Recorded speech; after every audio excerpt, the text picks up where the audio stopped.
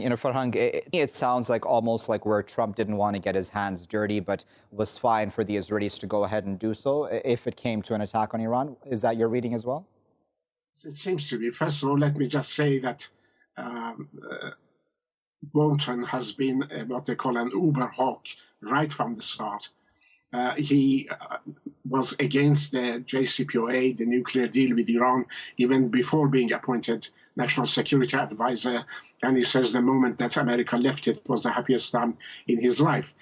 From what he has said, let me just again add that they are either false, in which case his book is worthless, or they are true and they really reflect what Trump has done, which is a treason against a sitting president.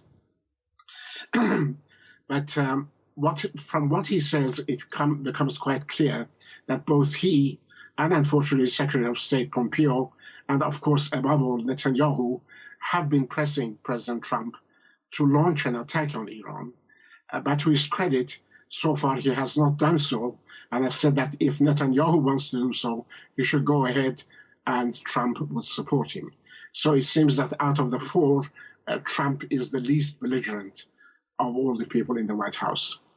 Another thing that's really interesting about the revelations of Bolton when it comes to the Iran policy is how Jared Kushner dealt with a possible call that Netanyahu wanted to make to Donald Trump to discourage him from meeting the Iranian foreign minister Zarif. Even the possibility of that, of course, the Israelis disliked a lot.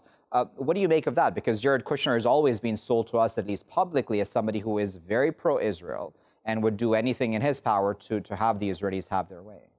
Yeah, this is a very astonishing issue. Obviously, I'm sure this is not the first time that in any White House, who speaks to the president at what point is a issue of political debate. And this was a very specific situation where it was very clear that Netanyahu apparently wanted to dissuade Donald Trump from allowing Zarif to attend the G7 meeting, which would have been an incredibly diplomatic, complicated thing.